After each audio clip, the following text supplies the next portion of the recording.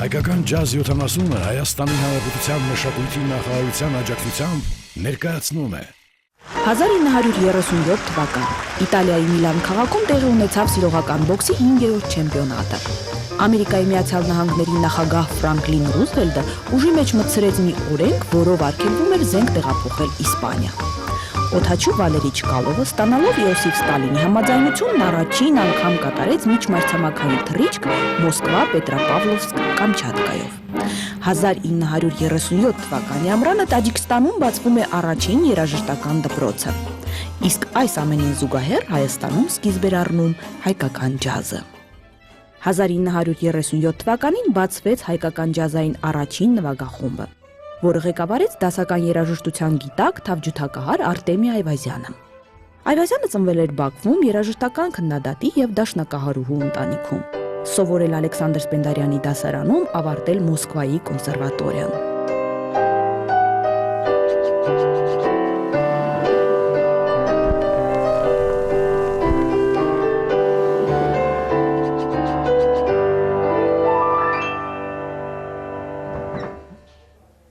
Այսպիսի մի երգ առաջին ձայնագրությունը կատարվեց Մոսկվայում, երբ Հայաստանի պետական ջազ նվագախումբը մասնակցում էր առաջին հայկական դեկադային, հայ արվեստի դեկադային, դա 39 թիվն էր, իսկ նվագախումբը գիտեք ծնվել է 38 թվին, դրա համար էլ մենք նշում ենք 70-ամյակը։ Նրա ստեղծագործական որպես այցեքարտ կարելի է համարել մի երգ, որը այսօր էլ բոլորը հաճույքով երգում են։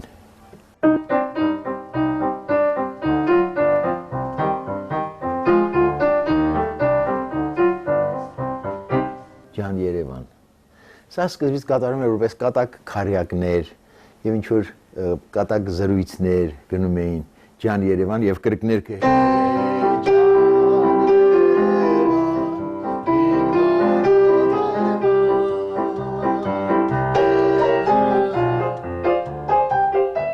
Կարծես թե շատ բարձ ումցա ինչպես այսօր ասում են ռիթմով գնացող, բայց սա իր մեջ պարունակում էր նաև ջազային էլեմենտ։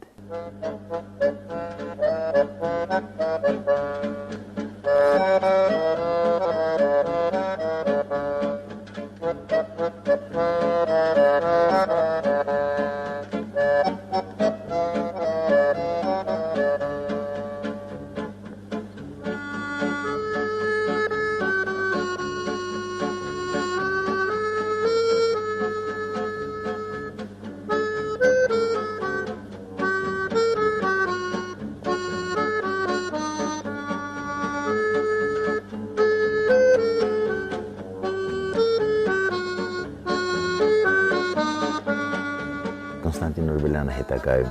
երբ խնդրեց, որ այդ համարի վրա, այդ մեղեդու վրա մի ջազային կոմպոզիցիա ստեղծել ինձ դիմեց եւ իրեն ստացվեց։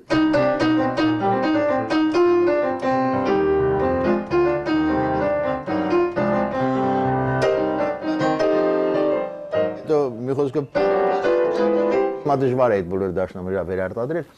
բայց իսկապես նյութի մեջ արդեն այդ ջազայնությունը կար։ Նվագախումբն ուներ 5 սաքսոֆոն, 3 շեփոր, 2 տրոմբոն, ջութակ, ակուստիկ կիթառ, կոնտրաբաս եւ թմբուկ։ Կազմով նույնն էր։ Շեփորներ, տրոմբոններ, սաքսոֆոններ, բայց մոտեցմամբ ամբողջ արվում էր հայկական ազգային նյութի վրա։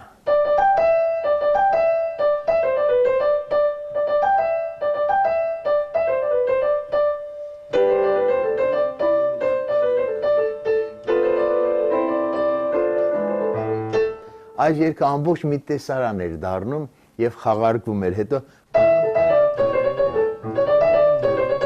այս բոլոր ազգային էլեմենտները օգտագործելով ջազային հնարավորությունների հետ տալիս էին մի ուրովի պատկեր, որը միայն հայկական ջազին էր պատկանում։ Они приезжали в Баку, это было вообще, сказать, в Баку имели огромный совершенно успех имели. И тогда были изумительные солисты, тогда был и Рашид Бейбутов, и Сергей Перьян, значит, артисты были, Александр Барушной был, братья Ордуян, знаете, были такая все. Так что оркестр уже имел очень, так сказать, имя имел. В 1939 году, я помню, оркестр, значит, уже очень основательно гастролировал в городах Советского Союза и просто имел очень большой успех. Այնտեղ կոլորիտ ավելի շատ էր հայկական։ Այվազյանի երկերը, որտեղ սաղ մելոդիչներ էին, որ գնում ենք այս տեկի դաժե արդեն գիտեին այդ երկերը։ Այդ Կարավան, Կարինետ։ Եթե ասենք կապենք ջազը եւ Արտեմի Այվազյանի կոմպոզիտորական արվեստը, ապա չշմորանանք, որ հիմնական ամերիկյան ջազային թեմաները, որոնք նվագվում են, որոնք իմպրովիզացիա են ենթարկվում, դա երգեր են, որոնք գրեն ամերիկյան կոմպոզիտորներ, լինի դա Գերշվինը, Քոլ Պորտերը եւ այլն։ Մենք կարող ենք ենթադրել Այվազյանի որևէ երգը օգտագործել որպես թեմա եւ շուրջ այդ թեման իմպրովիզացիա անել, դա դուրս կգա ինչ։ Ջազ, որի հիմքում ասենք Արտեմի Այվազյանի որևէ երգն է։ Հիանալի մելոդիաներ, հիանալի հարմոնիաներ, դեռևս 38-39 թվականից սկսած։ Այդ տարիներին ինքը գրեց բազմաթիվ մելոդիկ երգեր, Հեյ ջան Երևան, Գյուլնարա, Կարավան, եւ ամբողջ քաղաքը շվշվացնում էին եւ երգում էին այդ երգերը։ Եթե ասում են երեկոյան համերգ էր լինում, առավոտյան արդեն բոլորի պատուհաններից այդ երգերը լսվում էին։ Ամբողջ սովետական միությունը երգում էր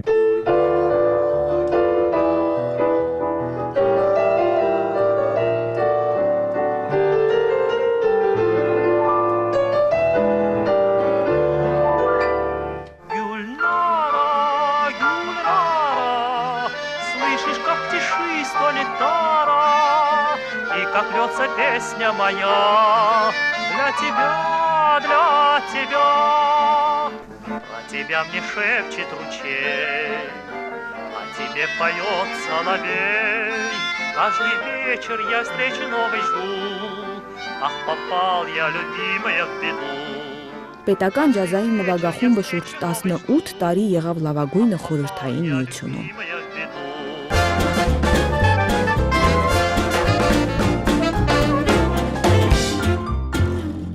И вот на первом концерте в Доме офицеров, как сейчас помню, хороший концерт был, нам сказали, что в зале находятся, значит, музыканты и артисты из джаза Армении. Как сейчас помню младшего Ордояна, который сказал, что тугаес, инзасец, ну, по-бакински, знаете, да, да. Асма, а не хочешь к нам в оркестр? На другой день меня встретили около филармонии, я пришел туда к ним на репетицию. Ну и, значит, на репетиции, и вдруг появился Айвазян. Первое, что он сказал, боже мой, может, совсем ребенок еще, какой он маленький, говорит. Ну, я когда подошел к роялю, немножко подыграл, он говорит, вы можете сейчас остаться у нас здесь? Երբ նվագախմբի ղեկավարությունն առաջարկվեց Կոնստանտին Օրբելյանին, պահպանելով այն բոլորը, ինչ որ կար արդեն Այվազյանի կողմից արված որպես նվաճում, մի քայլ նույնպես ավելացվեց դրան։ Սկսվեց թեկուզ այն բանից, որ նվագախմբի նստելաձևը փոխվեց։ Իմ հիշողության մեջ տպավորվել է, թե ինչպես ողջ բեմը զբաղեցնում էր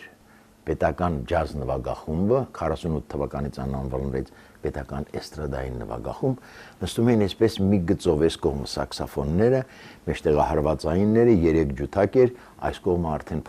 պղնձյա փողայիններն էին եւ դաշնամուրը։ Օրբելյանը արդեն մոտեցրեց արդեն ճանաչված ձևին, երահարկ նստելուն։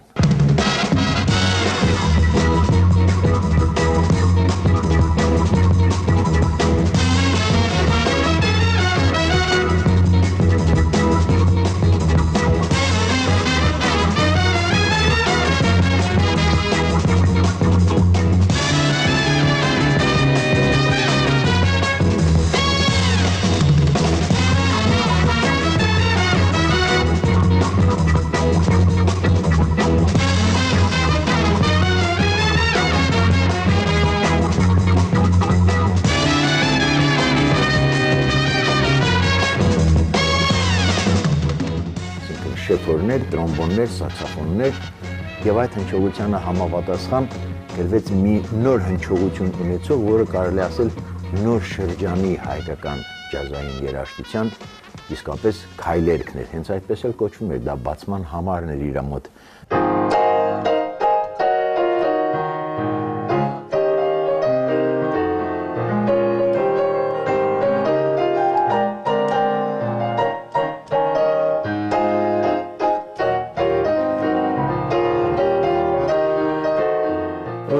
Շատ լավ էր մտածում, նա օրինակ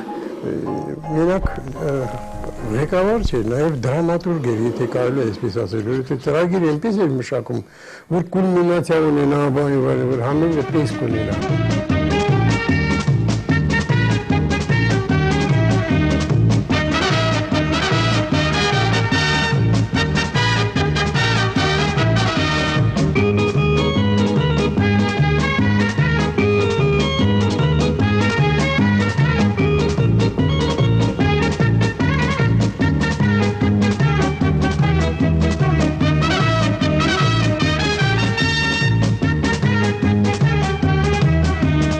Играть джаз, понимаете, сказать, уже вокруг меня собралась группа единомышленников, значит, и вот когда первую программу я сыграл,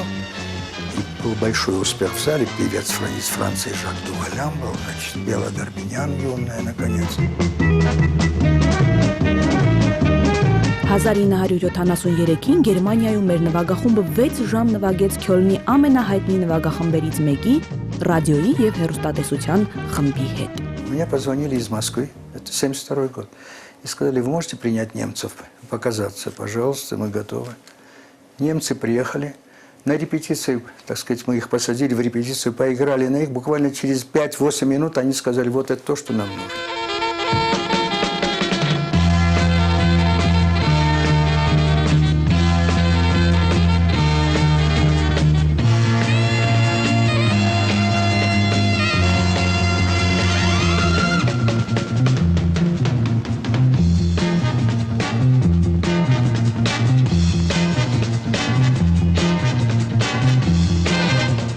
Խորհրդային միությունում նվագախումբն առաջինն էր, որ 1975 թվականին մեկնեց ջազի հայրենիք, Ամերիկայի Միացյալ Նահանգներ։ Приезжаем в Америку мы. Гастроли заранее запланированные во всех городах. Это было 10 городов Америки. Это значит, начали мы с Сан-Франциско, Лос-Анджелес, Фресно, потом Чикаго, Детройт, потом Провиденс, Нью-Йорк, Филадельфия. На протяжении 10 концертов к нам ходил американский зритель. И в основном музыкальный мир того города, где мы давали концерт.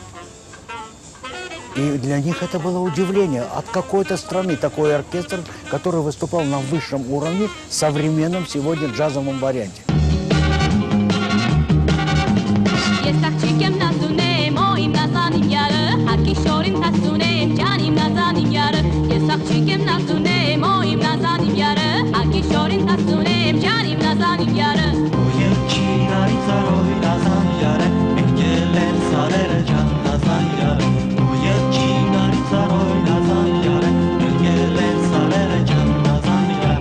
Было 26 концертов, это не шутка. Там просто не бывает сейчас. Под живой оркестр, под живую музыку. Никаких фонограмм, никаких там дозов, правил дел. Все было чисто, аккуратно. Это благодаря Константину Агафаровичу, который требовал высочайшей отдачи. Проходили все певцы на ура. На ура. Несмотря, что мы пели на армянском языке, но мы пели еще зарубежные песни. Например, у нас была Татевիկ Հովանեսյան солистка, которую называли в свое время юной Элլой Фиցջերալդ. Որպես ջազային նվաճում, ջազային նոր դեմքով հանդես գալու, ինձ թվում է, որ Տաթևիկ Հովանեսյանի համար գրված նրա վոկալիզը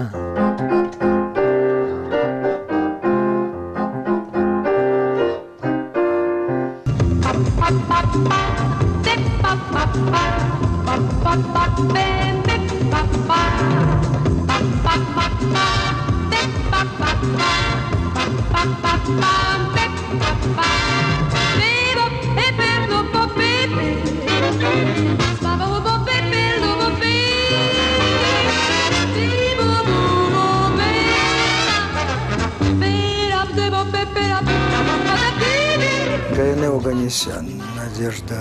Саркисян, Татевик Хованесян, Зара Тунникян,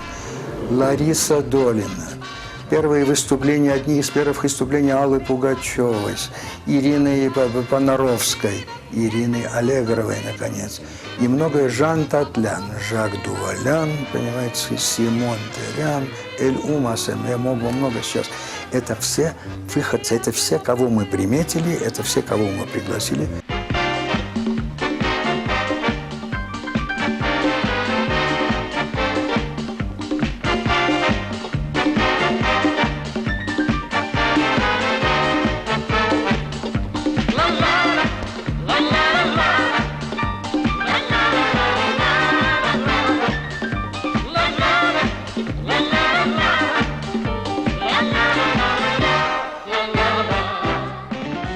66 թվին ստեղծվեց ռադիոյի էստրադայի սիմֆոնիկ նվագախումբը։ Նու սկզբից դա անսամբլ էր, որը էլի ստեղծել էր Միչայլոց Կոնստանտին Օրբելյանը։ Հետագայում ուրեմն Բաղդասարյանն էր, Էդվարդ Բաղդասարյանը մեր հանրաճանաչ կոմպոզիտոր եւ շատ բարձրատար մասնագետ։ Հետո անսամբլը մեծացրեց Մարտին Վարդազարյանը, 66 թվից դա արդեն դարավ Big Band, հետագայում 72 թվից Մելիք Մավիսակալյանը գալով ուրեմն ընդլայնեց խումբը, դարավ էստրադային սիմֆոնիկ, 78 թվից դարավ էստրադային սիմֆոնիկ նվագախումբ, որը մինչև հիմա գոյություն ունի։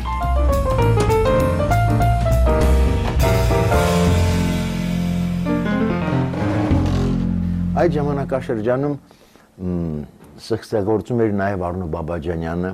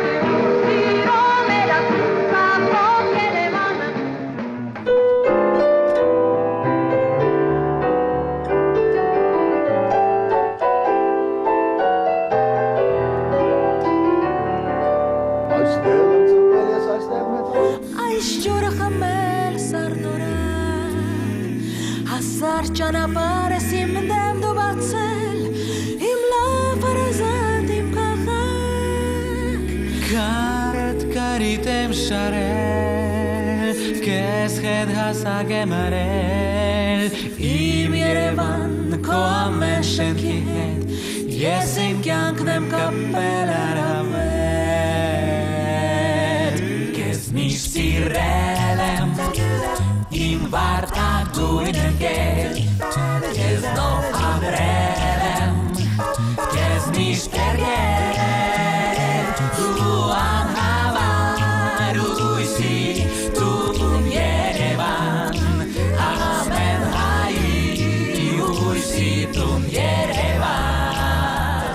Բաբաջանյան որպես էստրադային եւ ինչ որտեղ նույնպես ջազային ստեղծագործող երևի թե առաջին անգամ նա դրսևորվեց հասցեատիրոջ որոնումները ֆիլմի համար գրված երաժշտությամբ։ Այնտեղ կար մի հրաշալի ստեղծագործություն, որը Մոսկվայի ռադիոից երբ որ հաղորդում էին, ասում էին «Սովետская джазовая музыка», չնայած ջազ բառը այդքան չէր օգտագործվում, բայց ջազային մտածելակերպը այդ երգի մեջ կա։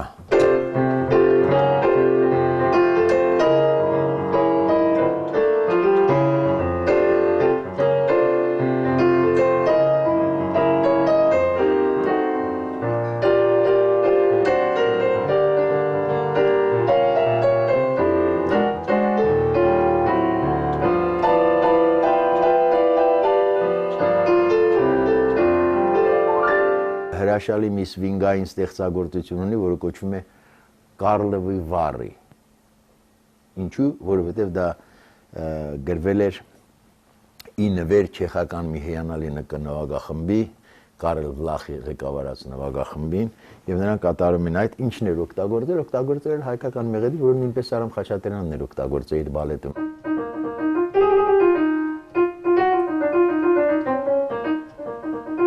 Գայանը բալետը, իսկ Բաբաջանի մոտ հնչում է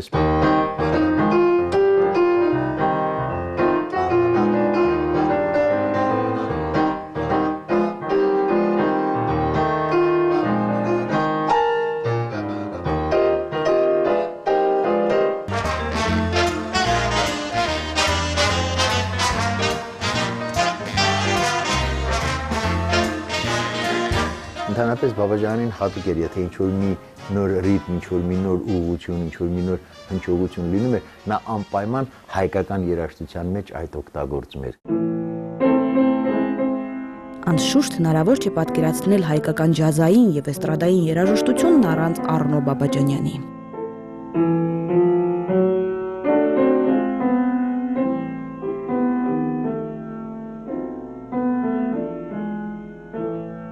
Բաբաջյանի ստեղծագործությունների մեջ շատ հետաքրքիր էր նաև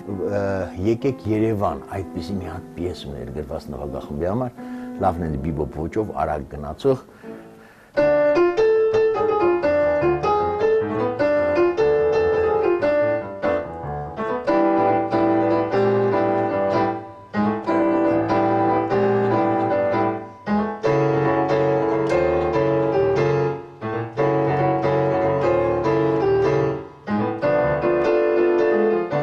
Եվ շատ նվագախմբեր իրենց համար պատիվ էին համարում այս ստեղծագործությունը կատարել։ Ջազային երաժշտության բնագավառում նույնպես ինքը իր ներդրումն ունի եւ շատ զգալի ներդրում։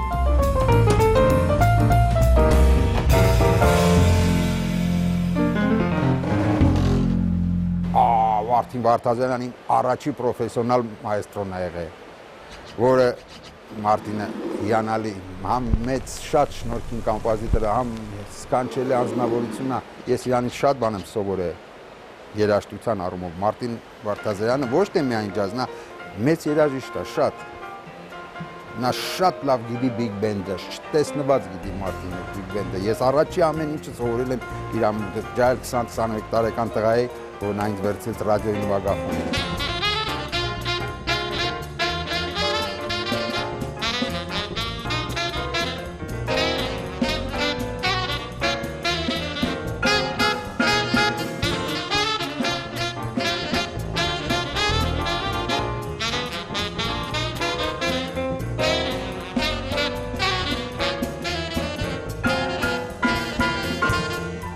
Մարտին Վարդազարյանը ուրեմն այդ ժամանակ նշանակել են նրա ղեկավար, ռադիոյում ուներ մոտավորապես մի 7 հոգուց բաղկացած, մինչև 8 հոգի խումբ, երաժշտական խումբ, որտեղ գրկված էր հատ գործիքներ, կարծեմ, մի հատ տրուբա, մի հատ տրամբոն,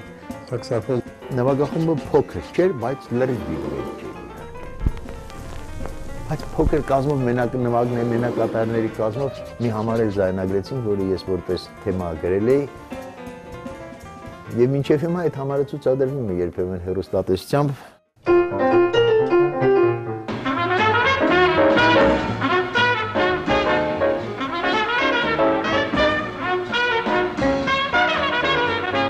Իմ համար ուսուցիչ եղել է միակ այդ ժամանակ, եղել է Մարտին Վարդազարյանը։ Նա շատ լավ գիտեր այդ ժանրը։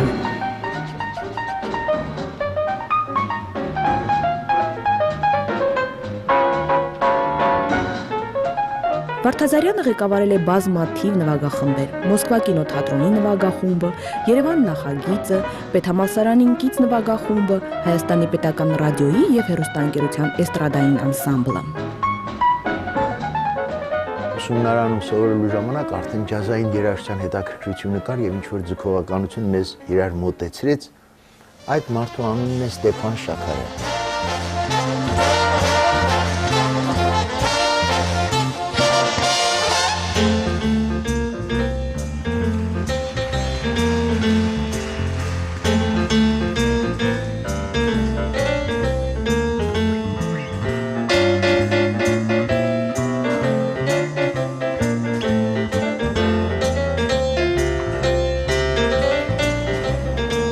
Դասարանում իր խմբում նվագել եմ եւ այն ժամանակ ես ինչ գիտեի, ոչ մի բան չգիտեի եւ ինչ որ սովորեցի Ստեփան Շաքարյանից շատ Ստեփան Շաքարյանին ես ճում նա բարձր որակի վարպետ է, ջազի մեծ մասնագետ, տիրապետում է սիմֆոնիկ նվագախմբին այնպես, ինչպես որ կարելի է չափանիշ համարել, որը իր մտածելակերպով թե դաշնամուրային ստեղծագործություններով, թե կամերային ստեղծագործություններով առաջնահերթ է, առաջնատար է։ Վետերանները ջազի ինձ վրա շատ մեծ ազդեցություն են թողել։ Նույն Արտեմի Այվազյանը, Կոնստանտին Օրբելյանը, Արնո Բաբաջանյանը, Մելիք Մավիսակալյանը, Մարտին Վարդազարյանը, Ստեփան Շաքարյանը։ Այս լավ ջազ իմացող մարդիկ էին եւ ջազ տիրապետող։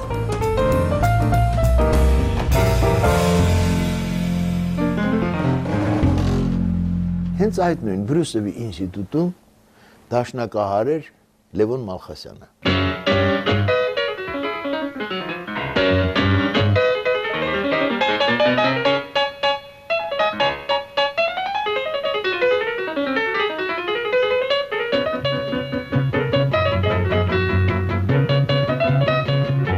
Առաջի անգամ եթերից լսեցի Ասկար Պիտերսոնին, դա նա դարավ իմ դասատուն մինչև այսօր։ Ես ուրիշ դասատու եւ կրթություն երաժշտական դժբախտաբար չունեմ։ Մալխասի հետ ընկեր էինք արդեն դպրոցական տարիքից շատ վաղ, իմ ամենամտերիմ ընկերն էր։ Եվ տաղանդաշատ Մալխասը արդեն բուգիներ էր նվագում, ռոք-ն-ռոլներ էր նվագում։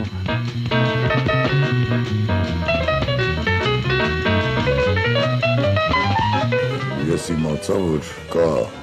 հետաքրքիր կոնտրաբասար Արտուր Աբրամյան։ Մենք հանդիպեցինք եւ Արտուրը միջև այդ տարբեր բենդերում էր նվագել եւ նա եկավ Բրեսովի դալիճ լսելով ինձ ասեց արի սարքենք մի սենց եղյակ եւ մենք սարքեցինք այդ եղյակը Արտուր Աբրամյան բաս Արմեն Տուտունջյան բարաբանի, Լևոն Մալխասյան դաշնամուր։ Բաբիննի մագնիտոֆոնների վրա, ուրեմն ռադիո ընդունիչից ձայնագրում էի այդ կլորների վրա, հետո այդ կլորները հետո առաջ տալով, լսելով, տենց պարապում էի։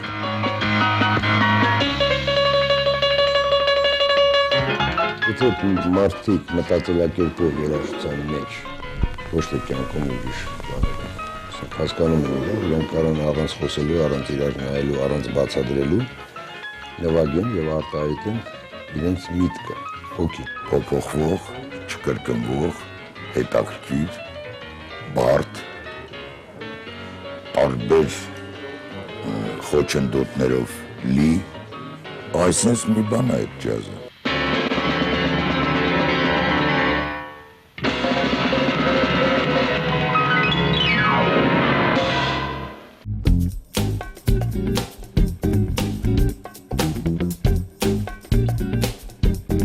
Մալխասից հետո եկավ Ազարյան Դավիթը, հրաշալի դաշնակահար կոմպոզիտոր, որը արդեն սկսեց ներկայանալ եւ ներկայացնել հայկական ջազը իր ազարյանական ոճով, որը ընդգծվում էր եւ ամերիկյան ջազի իմացությամբ եւ իր կոմպոզիտորական մոտեցումով։ Հենց որ ես ասում եմ Դավիթ Ազարյան, ինձ մոտ գալիս այդ Շոպենյան այդ մի կատարման հնչողություն է իր կողմից։ Իսկ հետո արդեն նրա եռյակով կատարումները Գրիգորի Բալագյանը հարվածային գործիքներ եւ Գևորգ Գևորգյանը կոնտրաբաս։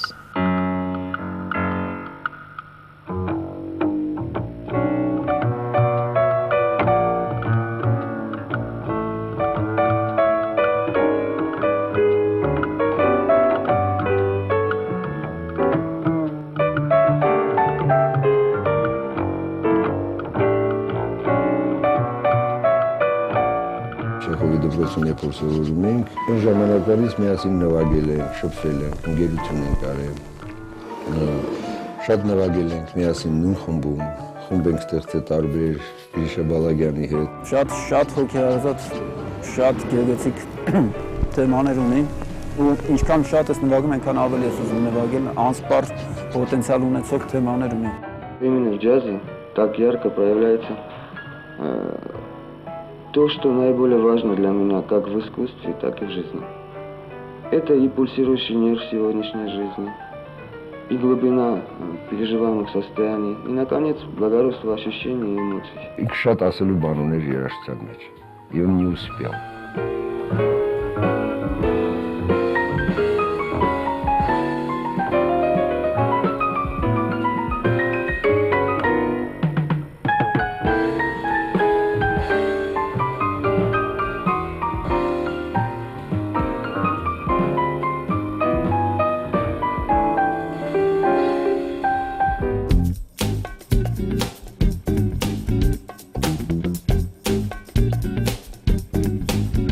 Մեկ այլ երիտասարդ դաշնակահար, որ ազգային մոտեցմամբ, ազգային ինտոնացիաների վրա կառուցված մի նոր ուղղություն ստեղծեց, դա Արտաշես Քարթալյանն է ես համարում։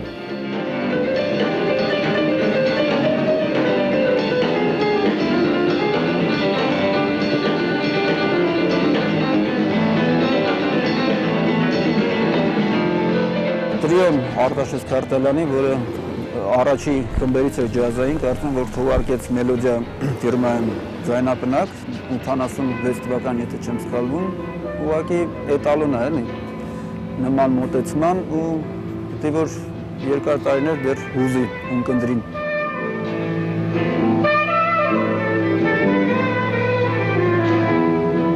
Քարթալյանը ինձ համար ավելի հարազատ է, որ ինքը երաժշտությունը եւ սիրում է, եւ ներկայացնում է, եւ կոմպոզիտորի աշխատանք է տանում։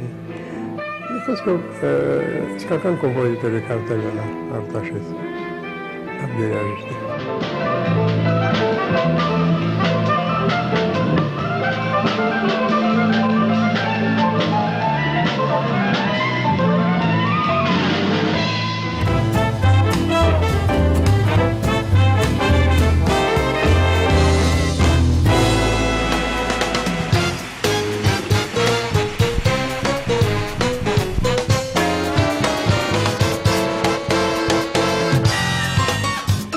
Ինչպես արվեստի բոլոր ժանրերում, այնպես էլ ջազում սերնդափոխությունը բերում է թարմություն եւ նոր մոտեցումներ։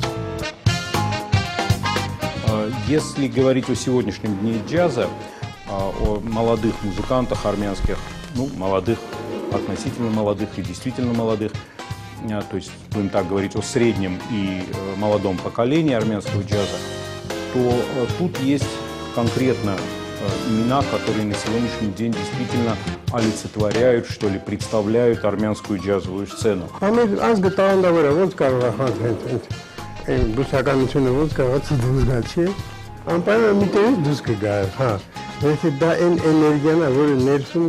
Ջազը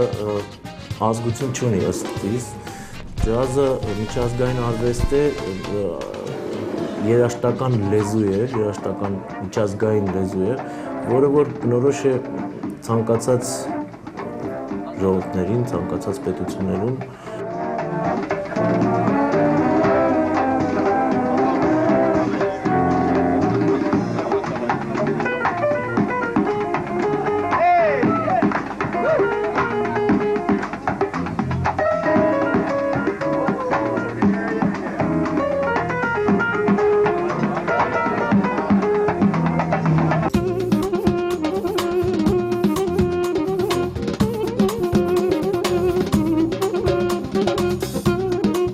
Դա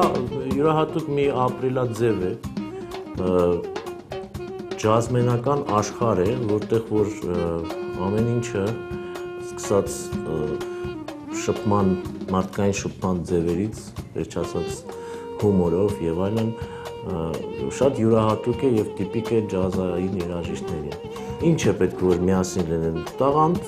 առաջին հերթին եւ ազատություն, ներքին ազատություն, որովհետեւ ջազը դա ազատ մարդու արվեստ է։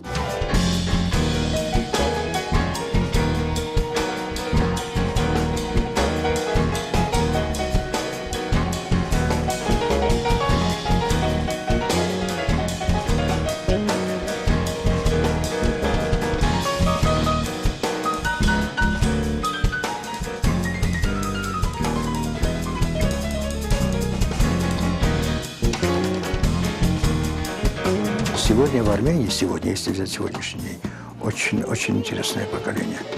И, значит, и пианистов, и клавишников, значит, и гитаристов.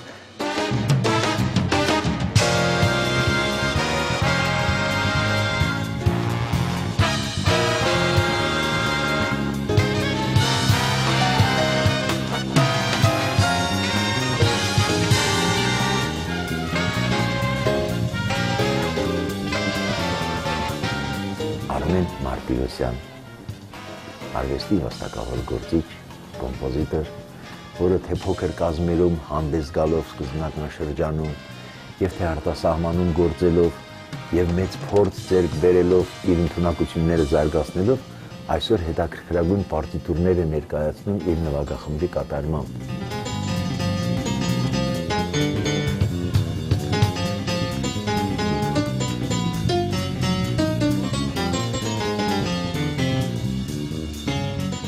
Եթե ասեմ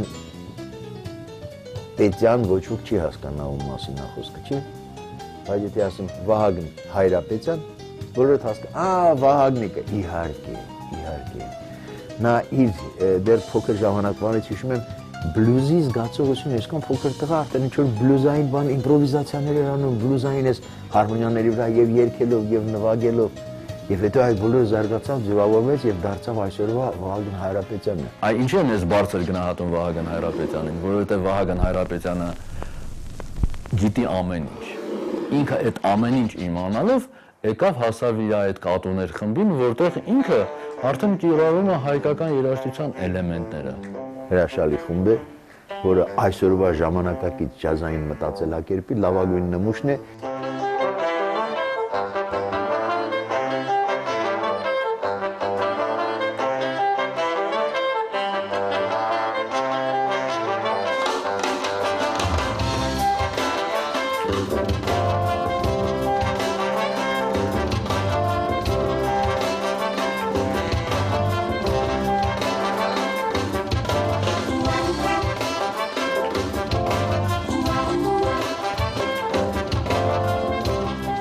Նեյվի բենդից ենք բոլորս դուրս եկել այդ խմբի առումով եմ ասում, չնայած ամեն մեկս տարբեր տեղերում, տարբեր տարիներ եւ տարբեր ժամանակ ընթացքում նվագել ենք, 11 տարի արդեն եղավ, նույնիսկ կարող ավել Նեյվի բենդը գոյություն ունի ու քանի որ բոլորս միասին ճամփորդում ենք ու այդքան ճամփորդությունը մեզ մտերմացրեց, սարքեց մի ընտանիք իրոք։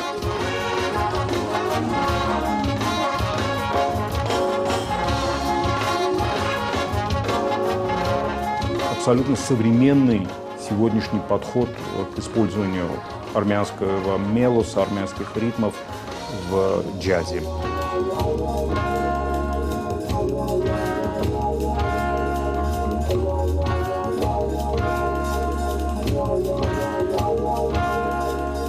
Наибольший интерес в мире сегодня представляет музыка, которая несет в себе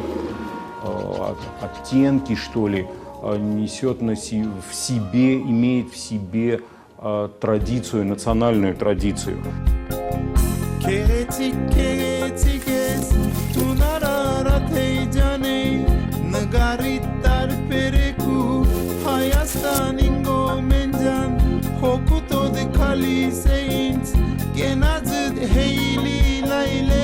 Наш практически All Stars сегодняшнего дня, Armenian All Stars, это Armenian Navy Band, ведомый Артур Тунч Буяджаном,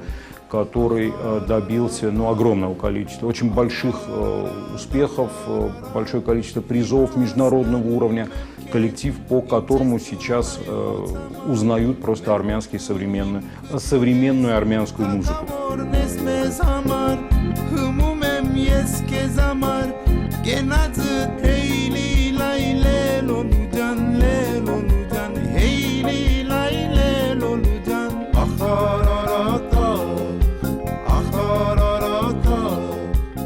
Time Report, ведомый Арменом Уснунцем и Хачатуром Саакяном. Ну, про Армена Уснунца вообще можно говорить очень долго, очень подробно. Это человек, который одинаково хорошо играет и джазовую музыку, и классическую музыку, и народную музыку, одинаково хорошо разбирается во всех этих жанрах. И это музыкант, то, что называется, с большой буквы.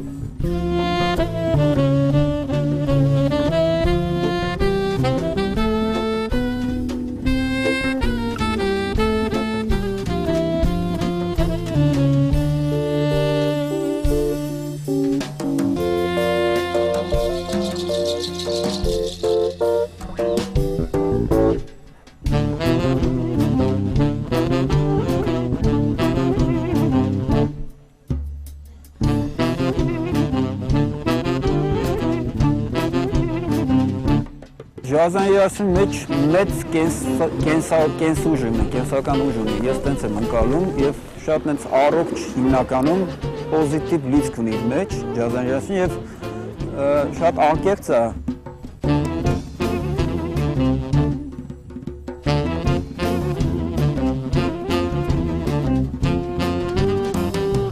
Ինչի եմ ես ջազը շատ սիրում, ընդհանրապես երաժշտությունը։ Երաժշտությունն իրական կյանքը, մանավանդ հոգևոր կյանքը շատ փոխկապակցված են, շատ։ Երաժշտությունը արտացոլումն է հոգևոր կյանքի։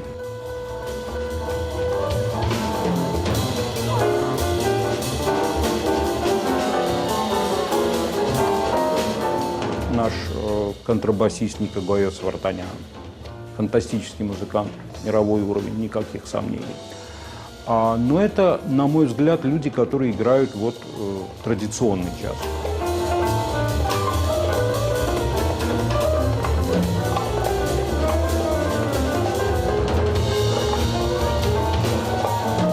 Մենք ունենք նաև շատ լավ ստանդարտ նվագողներ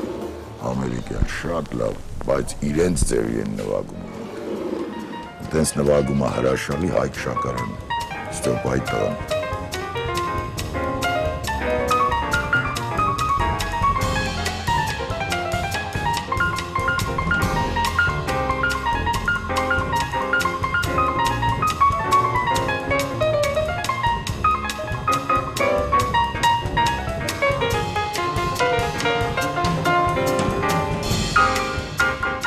Ես շատ փոքր էի եւ իմ ծնողները երբ ինձ տանում էին կինոթատրոն, Դավիթ Սասունսկի, կինո Հայրենիք, կինո Մոսկվա, կինո Նաիրի, սեանսերի արանքում ջազ էին նվագում։ Էդ էլ կար, ջազ էին նվագում, տարբեր խմբեր։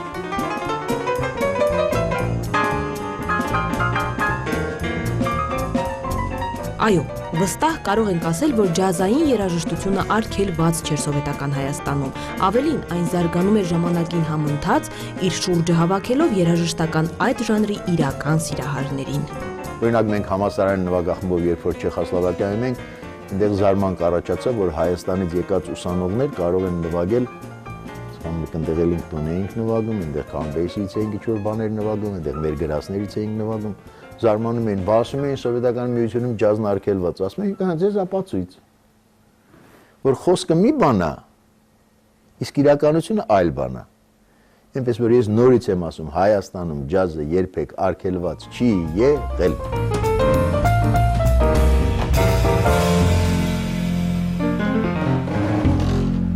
Եթե նվագում է ջազ, արդեն այդտեղ նույնիսկ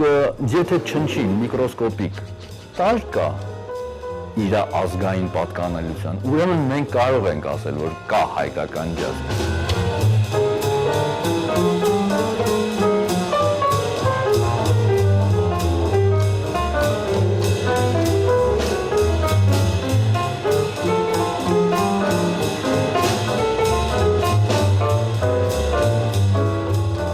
Մեր ջազը միշտ էլ եղել է։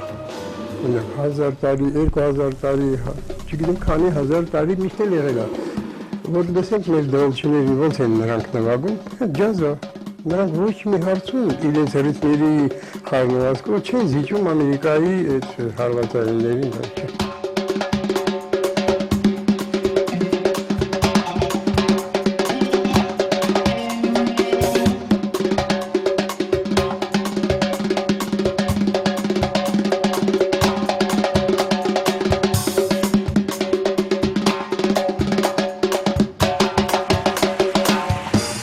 Այսպես թե այնպես, եթե հայը նվագում է ջազ, դա արդեն հայկական ջազ է։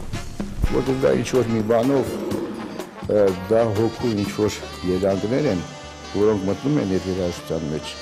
և դա դառնում է հայկական։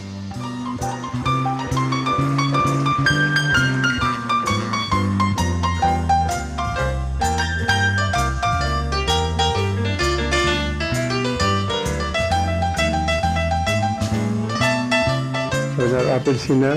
նարինջը ու լիմոնը եթե վերցնեն երկուսը պատվաստեն, կստացվի գրեյփֆրուտ։ Այդ գրեյփֆրուտը ինձ համար ջազ է։